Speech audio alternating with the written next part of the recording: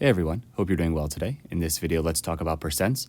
More specifically, we're going to do a little bit more challenging type problems, maybe a little bit more above your comfort level, or if you already know percents quite well, then this will be a better fit for you. Okay, so let's go jump right into it. For question number one, let's take a peek of what we have over here.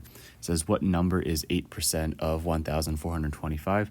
The way I'm going to go about doing these types of problems, while you can use proportions, is I'm going to try to set up an equation, which is maybe also a type of equation as well. So it says what number is, so we don't know what that value is. I'm going to say x equals 8%. As a decimal, that's 0.08. Of means multiplication, so we're going to say that's going to be 1,425. So you can set up proportions.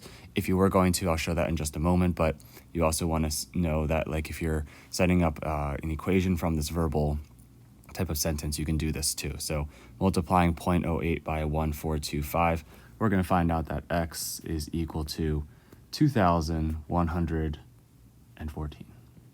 2,114. So when they say what number is 8% of that 1,425, we can go ahead and say that 2,114 is 8% of this 1,425.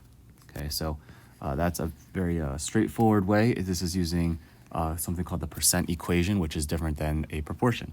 If you wanted to set up the proportion for the is over of, you could set up something like this, where you say A over B is equal to P over 100. And then what you can do is substitute those values in. So we're looking for the part. So it's going to be A over 1,425 is equal to 8 over 100. So if you were to use this type of proportion and solve it, you would then find out what this answer would be. Okay, so there is number one. Moving on to number two. For number two, let's see what this problem is. It says, what percent of 76 is 95? So let me try writing an equation again. So what percent, that's going to be basically x percent. We don't know what the percentage. It says of, which is going to be multiplication, multiplied by 76. It says is 95, so it's going to be equal to 95. Okay, so that's what we have here. Remember, as a percentage written as a fraction, x percent is really x over 100. Multiplied by 76, that's going to be 76 over 1 is equal to 95. Okay, if you go ahead and multiply this, then you do 76 over 100. If you multiply, would be the new coefficient for x, is equal to 95. So on top, remember 76 times x is just 76x. So that's going to be what we have there. And then what you can do is you can solve this as a one-step equation. So you can multiply the left side of this equation. You can multiply, let me use a different color here, by 100 over 76. And you can multiply the right side of the equation by 100 over 76 as well, right? So there will be some cross-canceling that'll happen on the left side. These will cross-cancel. We're just left with 1x. I'm just going to write x because of the identity property. And on the right side, we have this 95 times 100. So if we want to go ahead, I think we can simplify this a little bit if we wanted to. Let's see here. I think we can divide this by 2. That would be 50, right? If we divide this by 2, that would be 35, 38, I think. And then I think you can actually simplify this a little bit more. So if you divide this by 19, you get 2. Divide this by 19, you're going to get 5. I think, we could divide this by 2 again, get 1, and divide this by 2 and get 25. So if you just multiply this 5 times 25, then we're going to see that x will equal 125. Okay, so when the question says what percent of 76 is this 95, we should be able to say here that 125% of 76 is 95. Hopefully that makes sense, because 95 is bigger than 76. So if you got a 95 out of 76 on something, you must have gotten extra credit, or you did more than the total. Again, if you're going to use the proportion method as well, or you prefer it, that's perfectly fine. You could set it up as A over B equals P over 100. That we're looking for, it says of 76 and is 95, so is over of, you would write 95 over 76, so it's an improper fraction. And then so you would write P over 100, so P has to be bigger than 100 to keep the ratios equivalent. All right, moving on to number 3. Let's take a look at this problem. It says 510 is 85% of what number? So written as an equation, 510 is, that's 510 equals 85%, that's going to be 0.85 as a decimal, of what number? We're multiplying by x.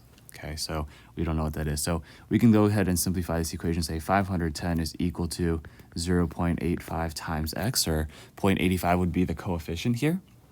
Okay, so if you look at this, hopefully it looks familiar as another one-step equation, and you can go ahead and use the division property of equality here, right?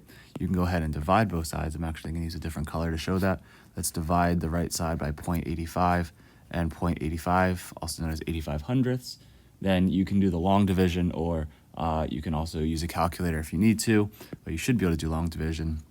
You should get 1x, or just x equals, and we should end up with a value of 610, right? So basically what we just found out here, that if you had 510, 510 is 85% of 610, okay? So if we had 610 Jolly Ranchers and you ate 85% of them, that means that you ate 510. So if you'd like to, you can take 510 divided by 610, you should get 0.85, or 85%.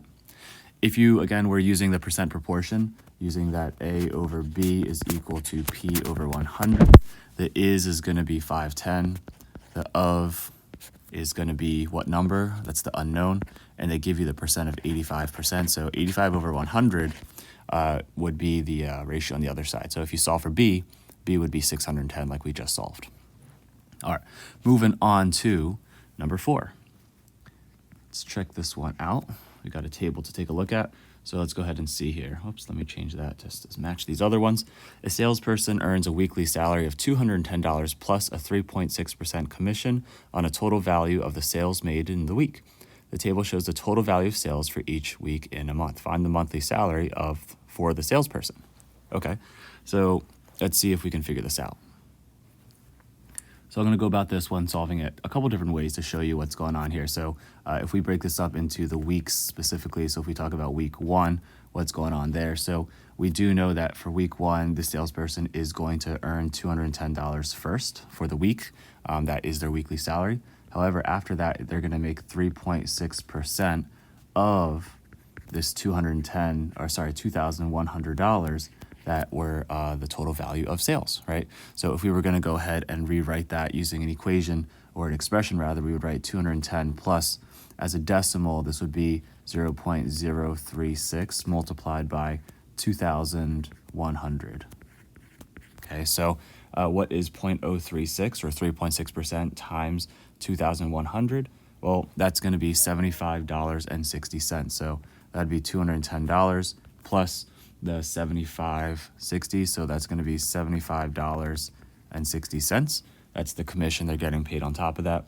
Now, if you add these two together, then you're going to find out for week 1, the salesperson is going to make $285.60. Okay, so I'm just going to go ahead and highlight there. That was going to be the week 1, the total amount they're going to be making. Okay, what we're going to do then is go ahead and do this for each of the other weeks. So that's week 1. If we take a look at week 2, how would that work look? For week 2, we know they're going to get paid the $210 no matter what. That doesn't change. That is constant. Plus, however, they get 3.6% of whatever additional sales they do. So they're incentivized to sell more things, right? So this time they sell a little bit less stuff in the second week. And so what we're going to see here is we're going to take the 210 that they're definitely going to earn plus 0.036, that's the decimal version, multiplied by this 1,950. So what is that? 0.036 multiplied by the 1,950. That's going to be $70.20. So let's go ahead and say that's plus $70.20. It makes sense. It's a little less than week 1 because they sold less. Plus the 210 that they get no matter what. That's going to be $280.20. So that would be how much they make in total for week 2. Okay, going on, we can go ahead and try week 3 now. Week 3, whoopsies, that's still a highlight. Let me switch back to a pen or a black pen here. So week number 3, let's go ahead and see. So they're definitely making 210 plus 3.6% of Oh, they sold more this week. That's good. 2,250. So you make this much plus 0.036. So hopefully this is getting a little bit easier as you see the process. Sometimes it takes a few steps, a few tries to make more sense of it. So multiplying the 0.036 times the 2,250, that's going to be $81. So 210 plus the 81, that should be $291. So that's going to be $291, and that's for week 3. Okay, that is week 3 right over there. And we have one more week to go. So week 4, let's go ahead and try that one. For week 4, definitely making the $210 plus 3.6% of the $2,170. And so we'll take this 210 plus 0.036 multiplied by 2,170. So 0.036 multiplied by 2,170. That is going to be a total of $78, I think, and 12 cents. And if we add that to the 210, we should end up with $288.12. So that's going to be the total for week 4. And so if we take all of our week 1, week 2, week 3, week 4 values, right? So I'm going to go ahead and take this $285.60, okay? And I'm going to add that on to this $280.20. And then I'm going to add that on to this $291. And I'm going to add that on to this $288.12. So at the end of the month, how much does this person make? If we add it all together, I believe we should end up with something like, all right, total here, $1,144.92. If I add it correctly, that should be right on the dot. Okay, now that was a little bit tedious to go through every single one. So another way you could do this as well is realize, okay, this person is making $210 every single week. So you could take this 210 and then just multiply that by 4 for all 4 weeks. And then what can we do after that? Well, that would be a total of $840, right? But then beyond that, we have to take 3.6% of all the money they make each week. So you could take 3.6 of the 2,100 plus the 1,950 plus, I'm running out of room, so 2,250 plus the 2,170. So imagine I added all those up. So 2,100 plus 1,950 plus 2,250 plus 2,170. That all adds up to saying, oh, let's take 3.6% of all the money they were for the total value of sales, and that'll be 8,470. And if you did 0.036 multiplied by 8,470, you would get a total of $304.92, right? So this value over here is what this person's going to be making no matter what. And then this value here is what they make on top, right? So if they're a better salesman, they sold more stuff, then they made that on top of it.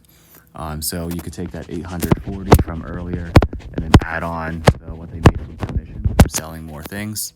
And you're going to notice that that does equal the $1,144.92 that we got earlier. So that should match.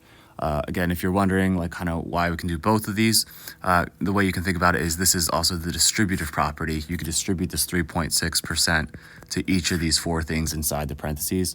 And that's what we did the first method when I multiplied and did each week on their own. Alrighty, let's move on to number 5. Okay, so for number 5, let's see what's going on. Looking over here with this newspaper.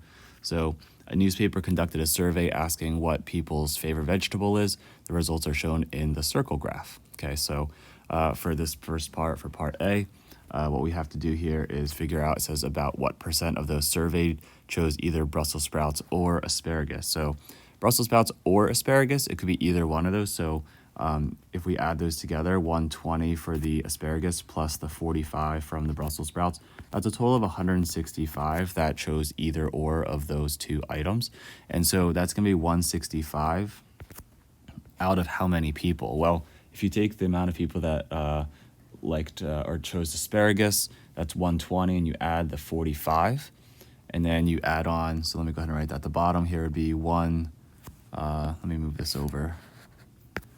The bottom would be 120 plus the 45 plus the 95 plus the 60 for broccoli plus the 80 for other. So this would be the whole denominator because it's all of the different options.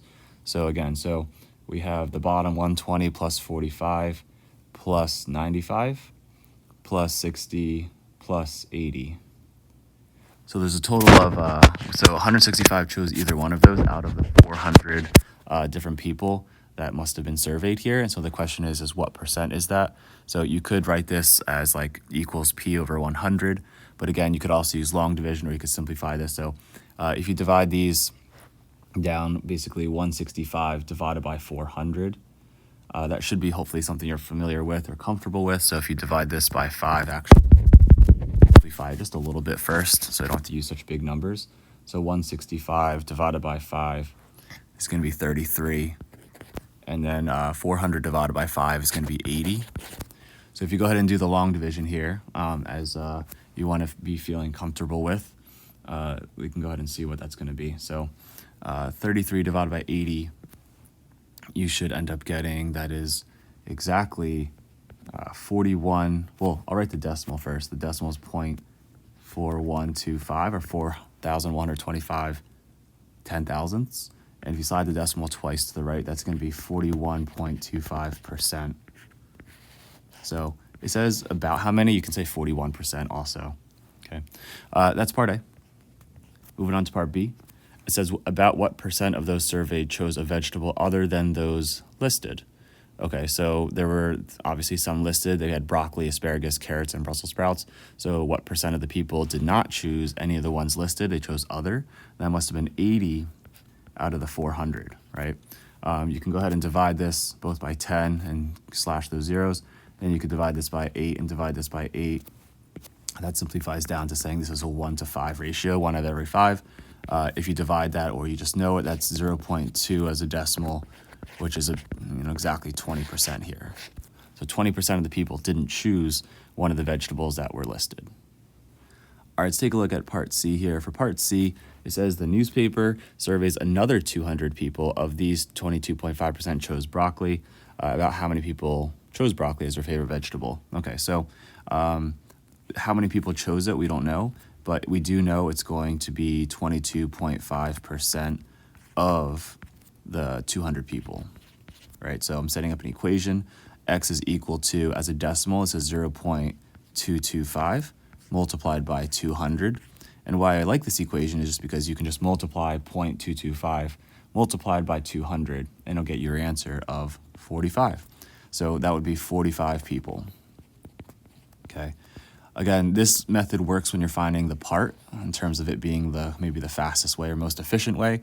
Again, if you wanted to set up the percent proportion, that's also a good thing to be able to do.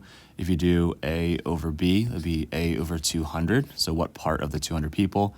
And then equals P over 100, or 22.5 over 100.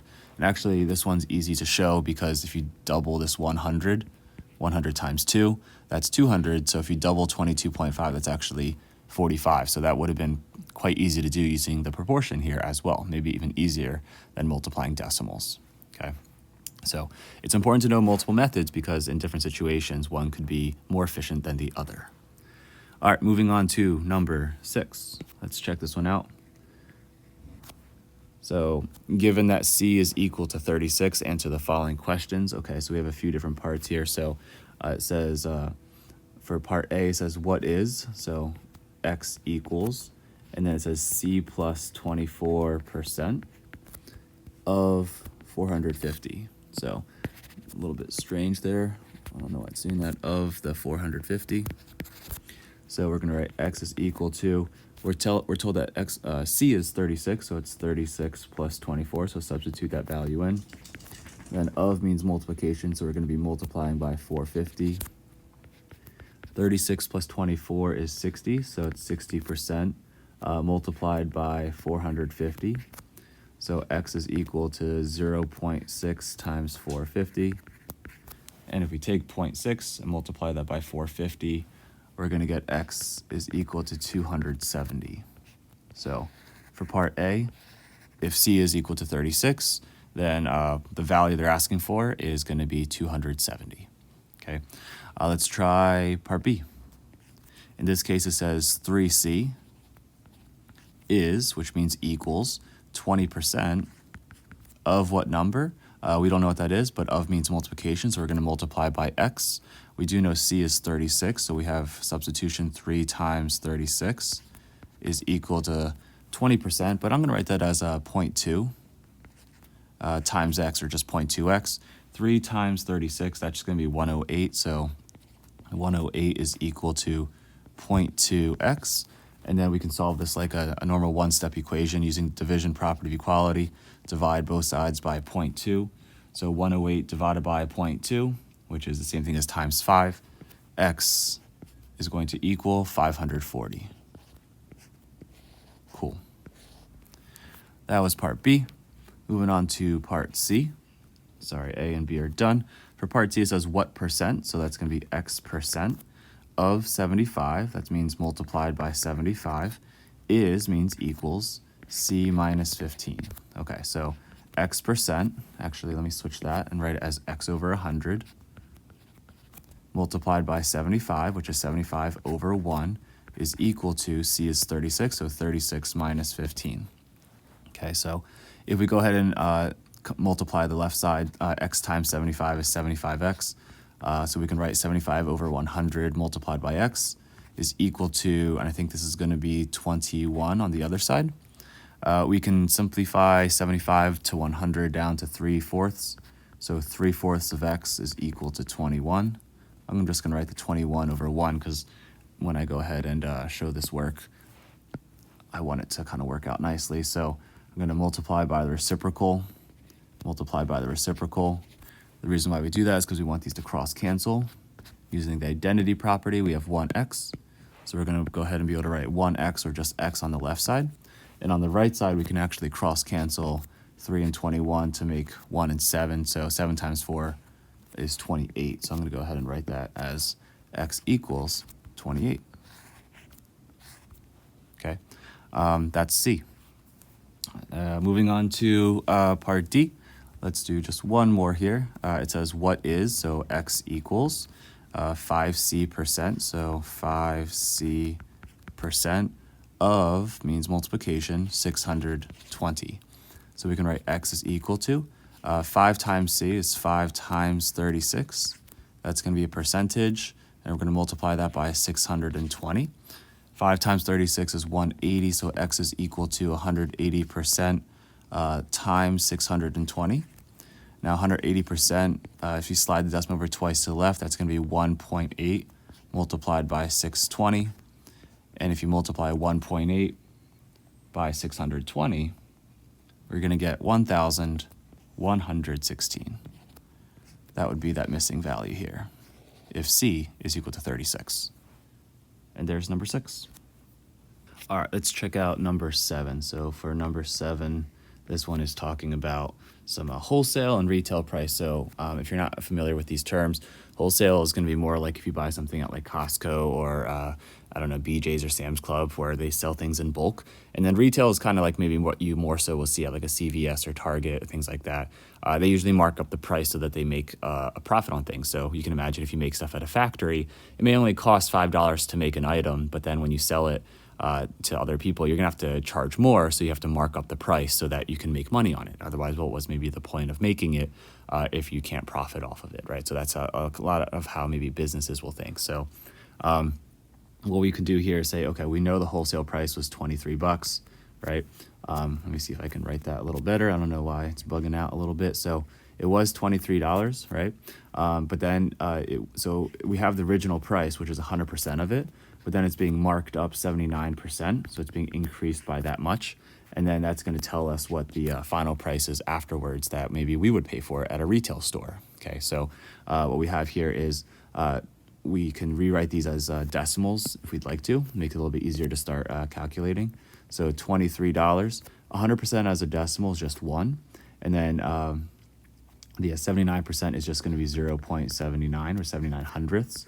And so if we add those together, if we take the $23 and then multiply that by 1.79, that'll be the price afterwards after it gets marked up that 79%, right? Then we go over here and we multiply 23 times 1.79.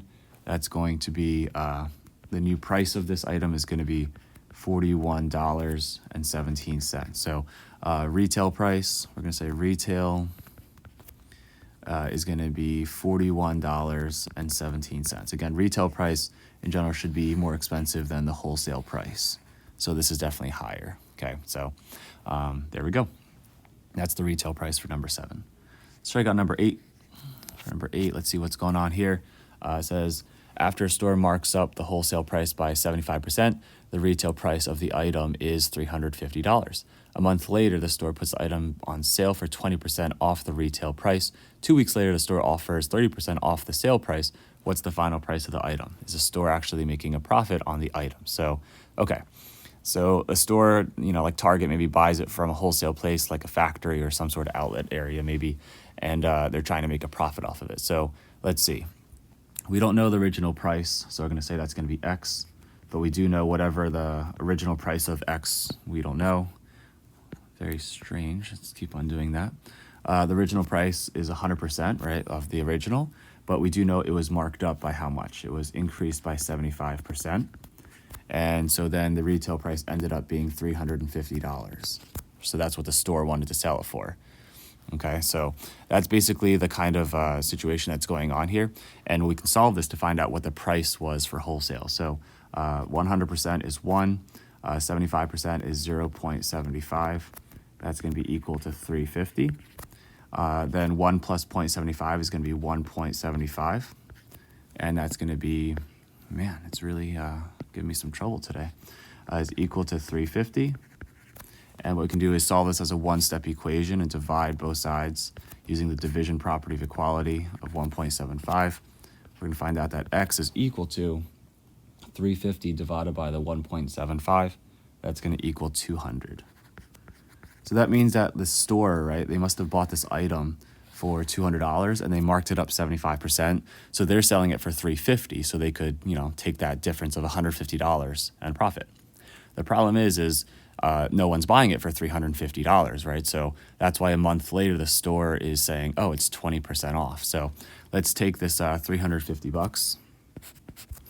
They're saying, okay, they bought it for $200 from the wholesale. They're selling it for $350, but no one's buying it for $350. So they're saying to people that you get a 20% off discount. So to see if anybody will buy it. So let's see if we can figure out the 20% off. So we, instead of paying 100% of the $350, we're going to take away 20%. So what that's going to end up being is we're going to say, okay, that's 350 times 80%, right? That would be the sale price. So that would be 350 multiplied by 0.8. And so what is 0.8 multiplied by 350? That's going to be $280. So X is going to equal 280. So if someone were to buy it at this point, they would still make a profit, right? Because compared to the $200, they're still going to make an $80 profit. Not as big of a profit as before, but still a profit. Problem is, I don't think anybody's buying it. So 2 weeks later, the store is now offering 30% off of this price, right? So they're saying, okay, here, take another discount here. So we got to take this $280, and instead of paying for 100% of it, they're saying take 30% off. Long story short, this will tell you what the final price is. So if you take 280, I'm just going to skip a couple steps here. 100% minus 30% is 70%. And so this is just going to be 0.7. Okay, so if I go ahead and take 0.7 or 70% of this $280, that's going to be 196. So the question is, they initially bought this item for $200, right? So we can say that's going to be, we found out that was the original price they bought it for. They tried to sell it for $350, but no one was buying it. So they said, hey, take a 20% off discount, see if anybody will buy it. And so they're selling it for $280 now. If someone bought it, yes, they still would have made a profit of $80, right? But then no one bought it, so they offered another discount of 30% off this new price of $280 that ends up being $196. So the question is, if someone buys it, then are they actually making a profit? And the answer is no, right? Because this 196 is smaller than 200. So we can go ahead and say here, no. And long story short, too, we're saying it's because the 196 is less than 200, right? So they're not making a profit, but honestly, it's still better than not selling it, right? Because if they don't sell it at all and no one buys it and it like goes to waste or something like that, then they have to throw it out and they lost the $200 that they spent. So you might as well lose $4 and lose $200. Okay. So that's how businesses work, and that's how, they put things on sale, because they'd rather sell it for something than for nothing. All right, number 9, let's check this one out. All right, so to start, we want to know the formulas for simple and compound interest, right? So if you didn't Google this and search it up yourself, this is what it's going to be. So the amount of money in some account, A, is going to be equal to the starting amount plus the starting amount multiplied by the rate times how long you are keeping it there. So you have A, which is your account balance. P is what you put into it. It's the principal amount, the amount of money you start with, plus the principal times the rate times how much time it is in there. The other formula you're going to know is going to be compound. So if you have compound interest, this is the one that people like more. Let me see if I can spell that right. Compound. It's interesting because I spelled it right the first time. Interest, I think. And so this one's a little bit more complicated, but it's A equals P times 1 plus the interest rate divided by how often it's compounding raised to the NT power. All right, so these are the two formulas you're going to want to know. And if you don't have it memorized, that's okay. You can always search it up, and you'll use this a little bit later. But this is how we use interest rates a lot of times in the real world when you're talking about finances and interest and things compounding like investments or loans. Okay, so let's go ahead and see if we can figure this out together here. So for year 1, I guess I can make a little chart here. So I'll put years. So let's go ahead and put years first. And then after that, let's go with simple. I'm just going to put simple. And then after that, I'm going to put compound.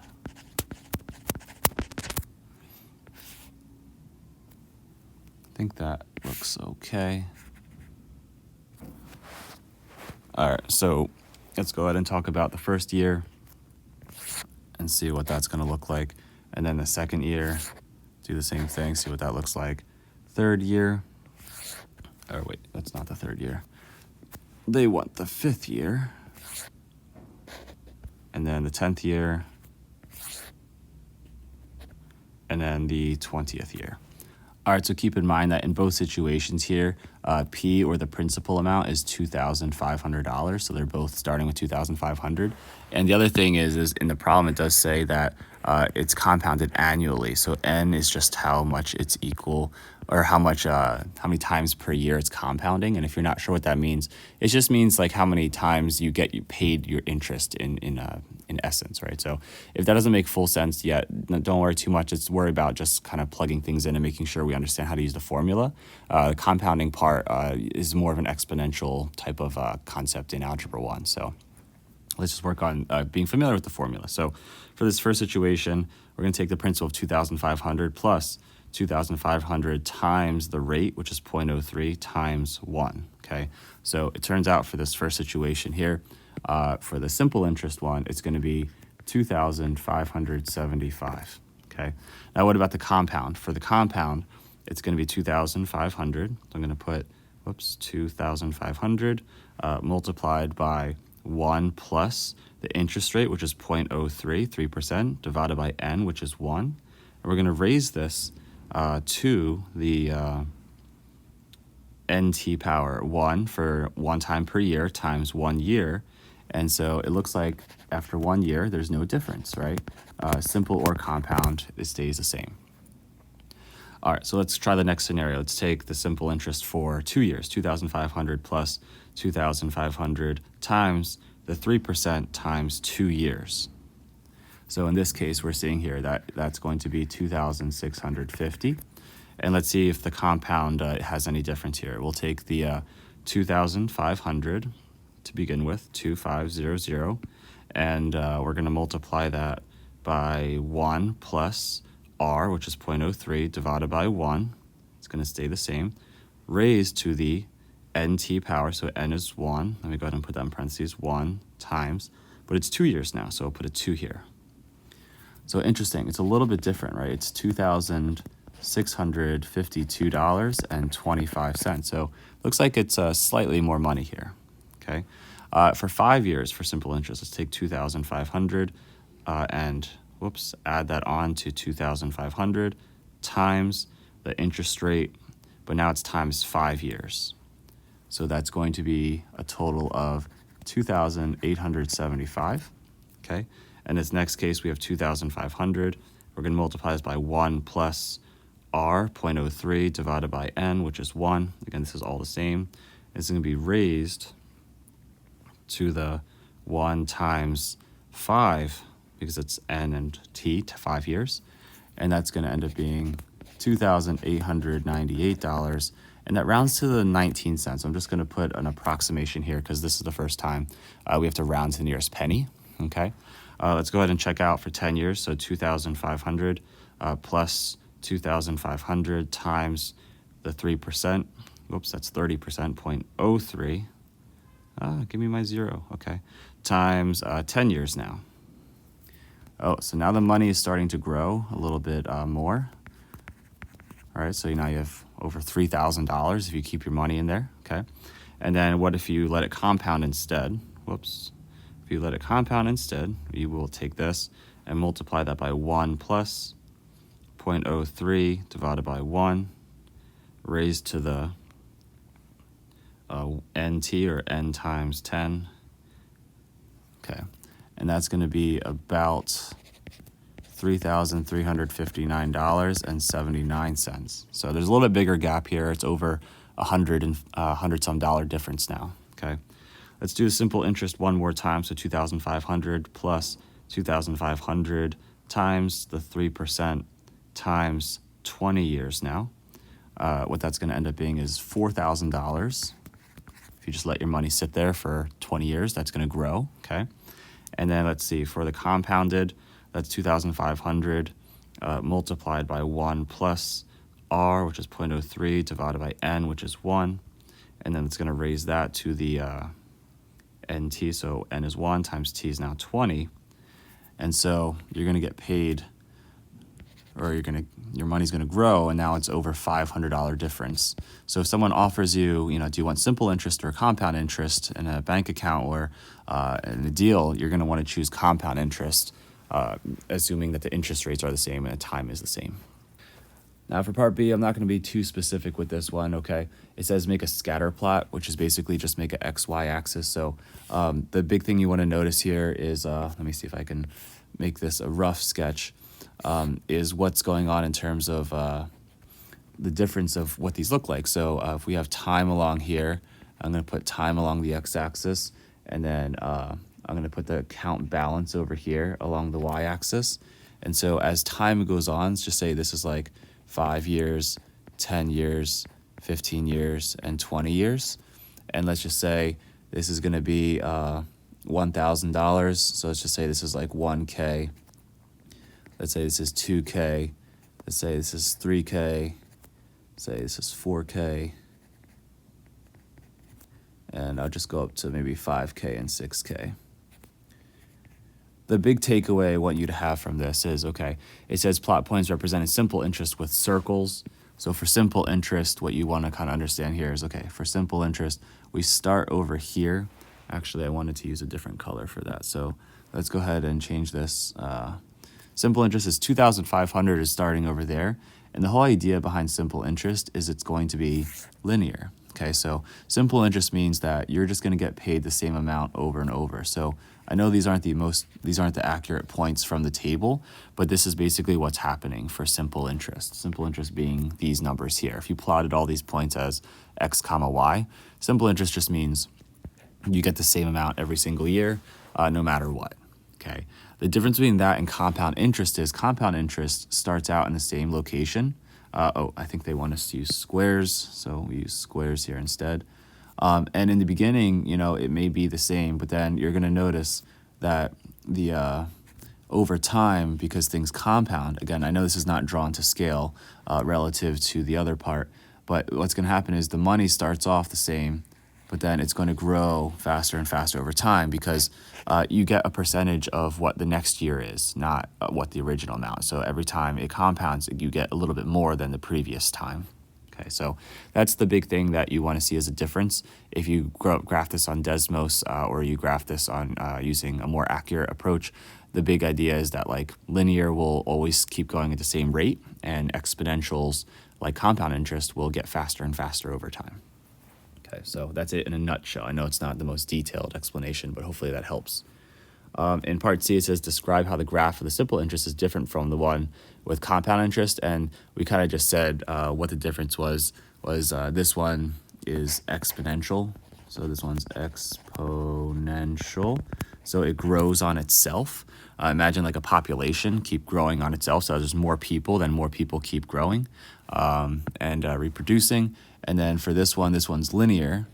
All this means is that if you get your 3%, you just keep getting 3% of 2,500. It's always of the original. So you just stay constant rate of change. Okay. So one's curved, one's not. Compound interest is curved. Simple interest is linear or straight. Cool. All right, last problem. All right, so for this last problem, number 10, let's go ahead and give this a try. Looks like we are, let me switch back. Looks like we are putting in $1,000 in, so we have, whoopsies, let's fix that again. The principal amount is going to be $1,000. I don't know if I just said something different. That's how much money you're putting in and as an investment.